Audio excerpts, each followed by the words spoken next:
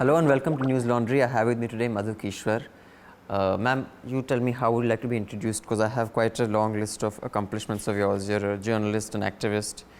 I earn my living as an academic, as a professor at Center for the Study of Developing Societies. But my labor of love is with Manushi, an organization, a human rights, women's rights organization I founded way back in 1978. Yeah, I've got a very old copy actually here of Manushi. And you also, just for our viewers, you've won the Chameli Devi Jain Award for the Best Woman Journalist of the Year in 1986.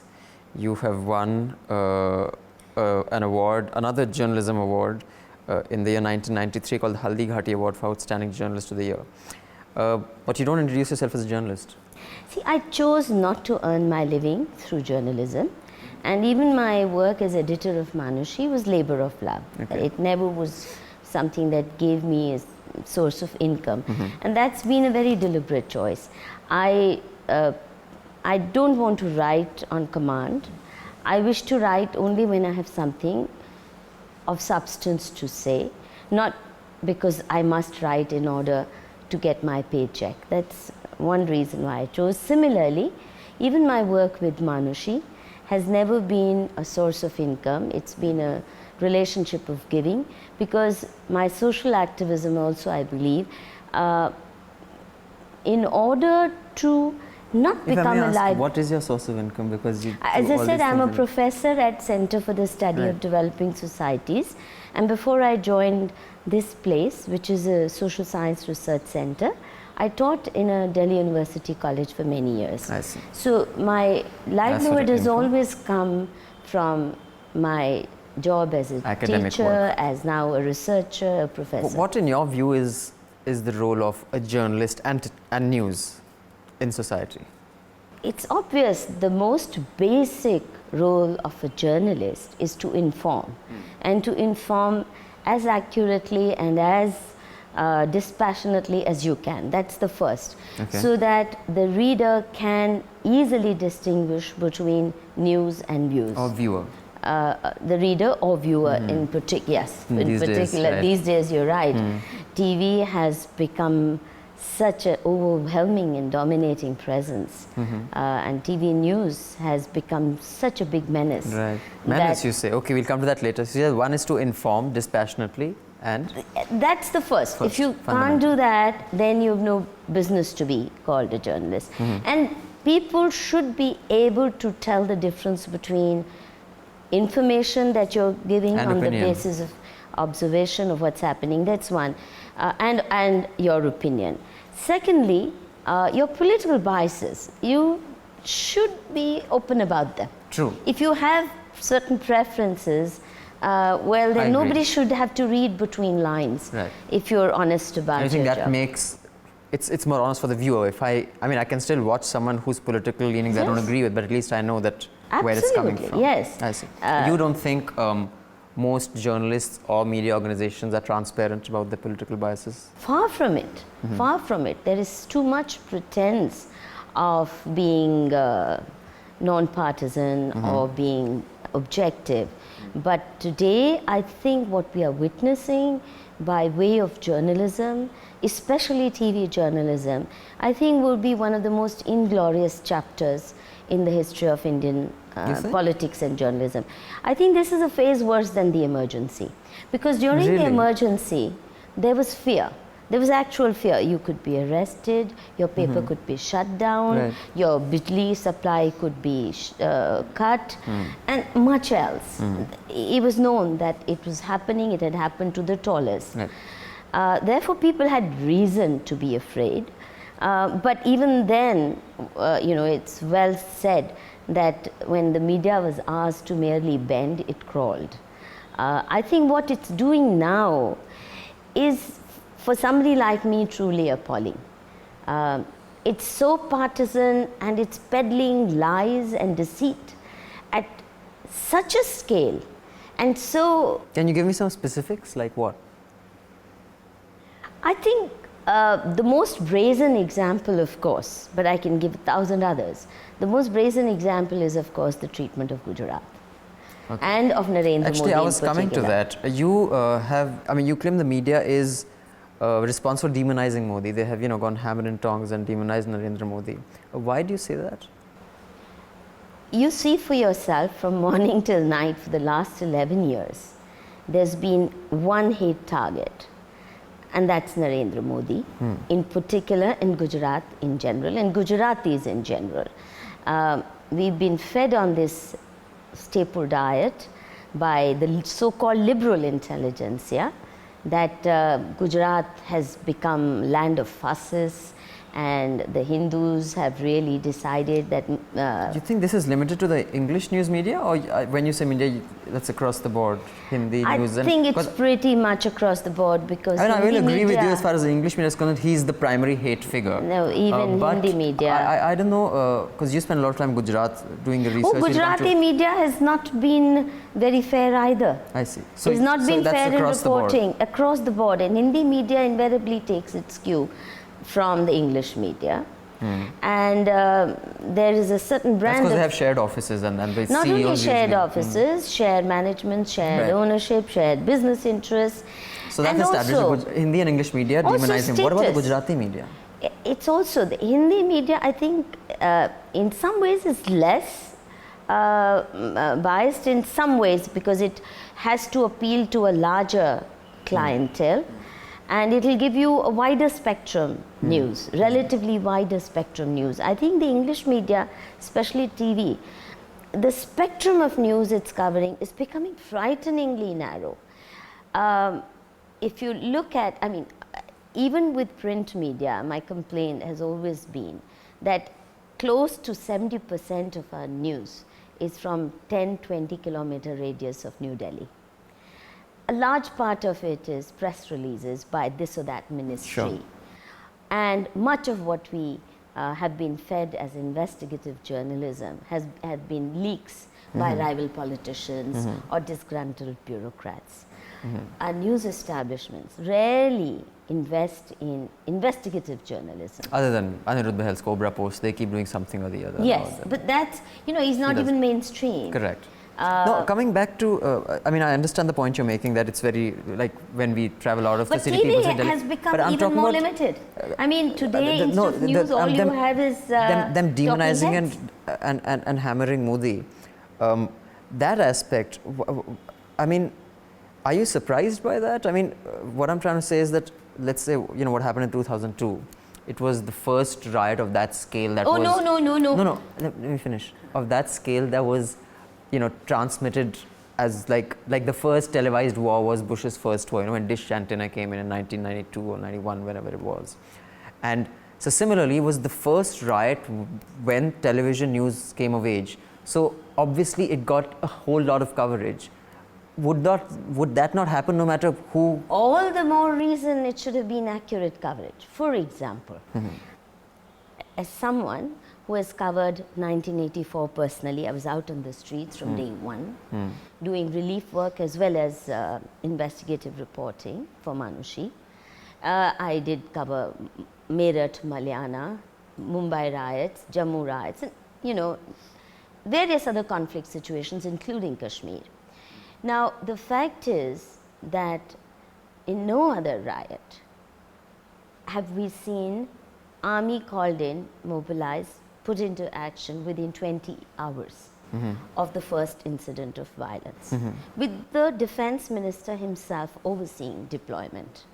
They had all the paraphernalia needed to make them functional, which is jeeps, mobile phones, maps, red flags, the entire, and magistrates to accompany each Paltan of the army. Whereas in all other riots we've seen either the army is not called, including in the recent Assam riots.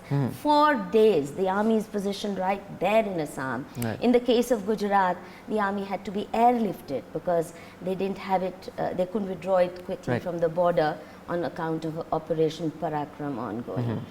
Secondly, in police firing, a number of Hindus got killed. Tell me another riot, including 1984, including Bombay riots, including Meerut Malyana, including any other that you can think of, where Hindu mobs have been fired at and hundreds got killed. So in your the point is that process. he has been unfairly targeted because the coverage has been. From day one. Why And do you think that the manner in is? which Godhra incident itself, the burning down of car Sevaks, was handled, it was as if they asked for it. Handled All by kinds who? of media. By the media? Yeah, and certain people within the media then who, Like who? including people like Teesta Setalvad. I mean, if you look at her writings of Godhra, No, but what about the media? I mean, are you saying that those specific channels, like I know Rajdeep and Barkha were there on the ground, they are the face of the coverage of the riots, and a lot of people appreciate how they covered it. a lot of people appreciate and a lot of people are enraged because they're very partisan and getting increasingly so. Why do you think that is? I mean, if you're saying No, it I'm across the saying board. it was Is it a not class thing? Do you think it's a Hindi-English thing? Yes, I I think just want it to move is. on to, let's say we establish that he has been demonized. I'm just why do you think that is? Why is everybody want to demonize this man? for three reasons. Let me, it's loud thinking. Number one, I think BJP in general is treated as the cultural subalterns. You know, they are desi types. And It's a language thing. Language and culture. The entire Hindu ethos, Matao or Behno ka culture, and these guys are about hi friends type. You know, they're not comfortable even with that vocabulary, where Ganga is Mother Ganga, Ganga Mata, and you address audiences as Meri Adarniya Behno or Mata. You know how wildly they have responded to that culture is alien. The English media in particular, and the educated elite in India in general, is very culturally uprooted and almost aggressively hostile to indigenous cultural traditions, unless, of course, they are Dalits and tribals which are distant. You don't have to really deal with them. Somebody else really deals with So them. then how- So you romanticize this tribal culture, etc. Not in your daily dealings, not when they come to work with you as domestic servants. But and when they're drivers. away, out when they're there. away, yes, you can romanticize Dalit culture and you Then can why romanticize. is it that the And secondly, secondly, it's also the class thing. I think anybody who belongs to the South Delhi cocktail circuit can get away with murder and worse in this country. And that's why somebody like Rajiv Gandhi was treated with kid gloves, despite such major blunders and lapses to his credit. Not only you think it had his nothing to do with the active- fact that there was no television cameras out there? You think The had 84 the happened cameras in had 2002? arrived, by the way, and by the time he sent. There was just Doordarshan. What I'm trying to say is No, that no, if but by someone like this- him had overseen what he oversaw in 84 in 2002, you don't think he would have met the same fate See, as all the Modi? more reason. When you say television cameras, the same person, namely Narendra Modi, through the social media, is getting across to millions and emerging as the darling and hero of the masses. Right. From, as But, I yeah, said, that's- from but truck that's on drivers. social media. No, but I'm saying it's very important. From elite school alumni, IIT, IIM kids, to little school children, to truck drivers, to farmers in various states. I mean, I'm quite amazed how it has happened. It ought to have been object of a serious study. If anybody had the good sense, you can write 50 PhD thesis on it. How We are did it writing one, happen? Modi Nama, right? I'm trying to, and this is precisely what provoked my interest. How is it happening? Yeah, I want to ask you, why did you, I mean, I know you get extremely annoyed if someone calls it a campaign because you say it's a piece of research. It is. I've been told, I have not and it's not you're not a Modi cheerleader, you're not campaigning See, for it. till very recently, I had never met Modi. I had never spoken to him. And to his credit, even after I had published 8 or 9 pieces, he never even picked up the phone to say hello to me. And I'm glad he didn't. We maintained a distance. I maintained a distance and so did he. I don't know what were his reasons, but my reasons were very clear, which is that I wanted to understand him, good or bad, As a piece of whatever, research, not as through a his person. work, through his colleagues, through his political colleagues, through his bureaucratic colleagues, through people in villages, through his contact with various groups of citizens. That's what I wanted to do, and that's what I went about Why Modi doing. Nama? Why we call it Modi Nama? It just happened. I mean, you know, I It's mean, like the why Akbar Manushi? Nana. Huh? Yeah, actually I read about why Manushi. It's your But- interpretation of like Manushya is genderless. It's the name I gave. It's not Admi or But Aurat. you know, I was just Akbar Nama curious. is not supposed to be a Stutigan. It's supposed to be a description It's the stories of of the reign of Akbar. I'm just saying that maybe the title also kind of positions it one because Akbar Nama was, you know, commissioned by Akbar to one of his jewels of his kingdom. So Honestly, that so- didn't occur to me. So and maybe it's not correctly positioned. Like for example, Maybe when- I yeah. should change the name, Yeah. and maybe if that's the connotation of Akbar Nama that is comes. an ode to Akbar by one of Abul Fazl, which was one of his, you know. You're right. Maybe that's a mistake, and I will definitely correct it because I will be publishing a lot more, and it will come in the form of a book, and I'm open to correction. Maybe it was, you know, in the spur of the moment, I didn't even think about it so deeply. Yeah. My point is, let's say we even, you know, accept the But fact. you know, of, there is. I also have a certain confidence in my track record. Sure.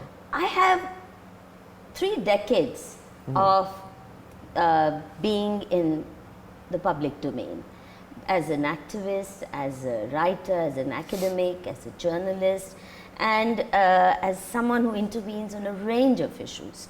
And it has been consistently non-partisan. Nobody can accuse me of being soft on this one or that one, or being hostile to this or that. I don't carry, even today, even though I critique the Congress party, but I still consider myself a well-wisher of the Congress party. And my anger and frustration is... If I may ask, who did you vote for the last election? I, of course, voted for Kapil Sibal in did my you? constituency. Dear God. And no, I mean, he also happens to be a dear friend. But that's not why I voted for him. I would never vote for anybody simply because the person is a friend. good Okay. friend. But, you know, the choices that were. I have never in my life voted Would you vote for him BJP. again? Depends on who is against it, because there are a lot of sterling qualities in Kapil. Right. And I know the That's kind interesting of for someone who's writing the Modi Nama is accused of being, you know. No, but I've written very Right, glowing right, accounts sure. of Kapil Sibal's interventions in Kashmir. He has helped a great deal. Whenever I've approached him, whether as Minister of Education or as Maybe Minister that of hurt your Science and credibility. Technology. Huh? So maybe that hurt your credibility. No, it's nothing to do with my credibility. When he does good, I really feel that I acquire the right to criticize. Sure. Only and only when I am the first one to recognize good. Coming back to, let's say we were to agree that he's been demonized. You think it is unusual for the kind of coverage of the criticism that he got for the riots after something like 2002 were to take place in the current environment when there's this newfound voice that the media has? Just like, do you think Kalmadi was demonized? I mean, would you say Kalmadi See, was it's demonized? nothing to do with Narendra Modi. It's No, I'm to just do asking, with let's say- corruption of political I'm discourse. just saying, suppose like you saw how Kalmadi was like, all the channels, the way they went after him, Rahul Kamal from Headlines Today, he got up and walked off. I mean, they were talking to him like, by the end of it, they were just like slapping him around. Do you think Kalmadi was demonized?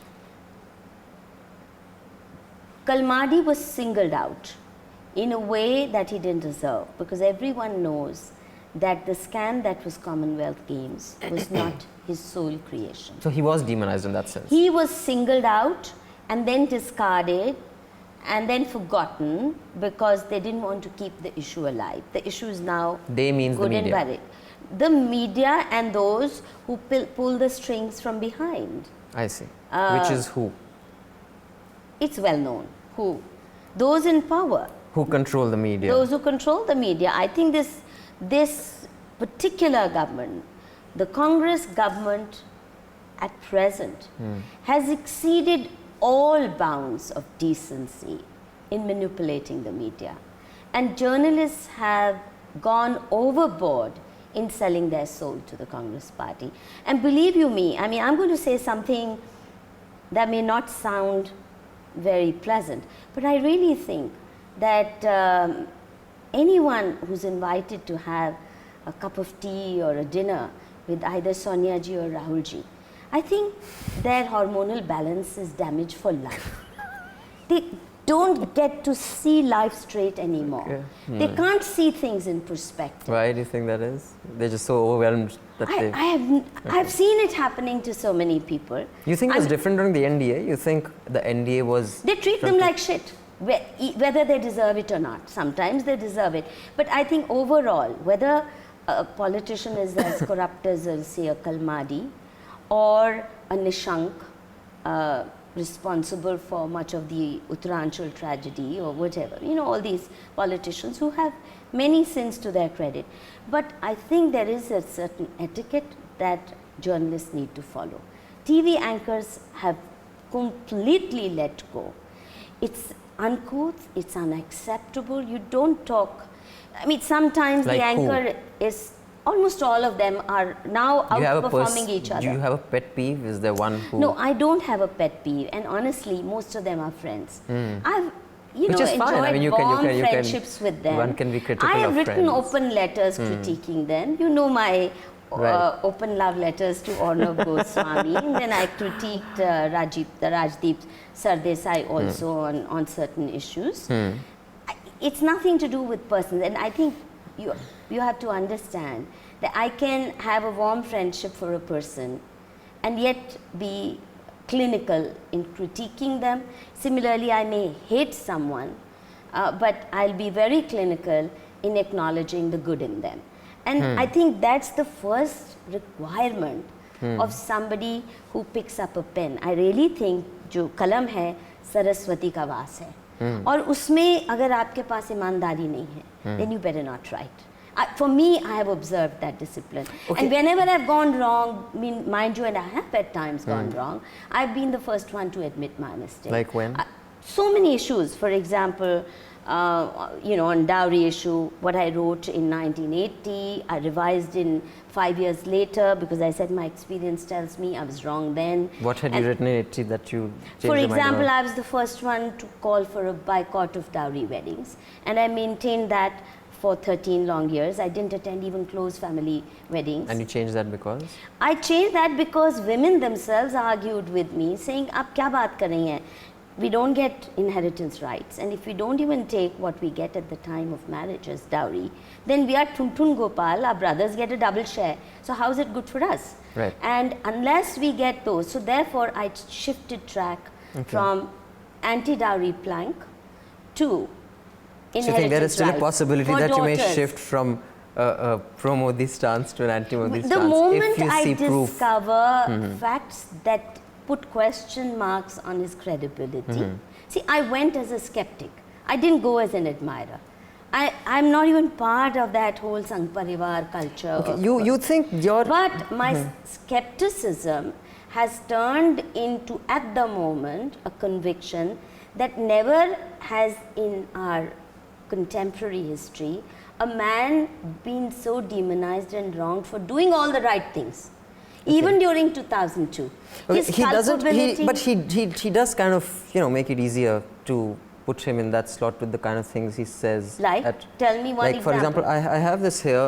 One, he was misquoted. I won't say, that whole pratikriya, kriya pratikriya. It was a misquoted. It's misquote. It's, I know. And you go so on that I and on agree. and on and but on. but I know that's been misquoted. But the one quote that I have seen, and this is not because I have seen it, is "Hum panch, hamare 25."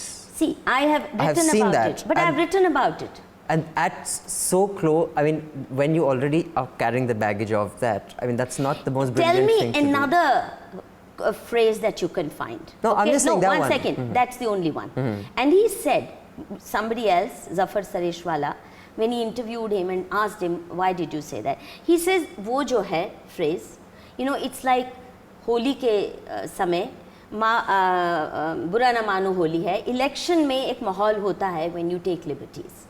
And that was one such example. But then the same Modi tells Zafar Sareshwala in that interview Zafar gave me that find another example either before I became CM or after of any time I have said anything either against the Quran or the Prophet or against Muslims as a community. He says, you'll never find me one example and I will resign. I'm looking at all his speeches very carefully with a magnifying glass and also translating them now and challenging people to find out where is there What do you any think of his hatred or Fiqhi negativity. speech? You remember his Fiqhi speech to Fiqhi women?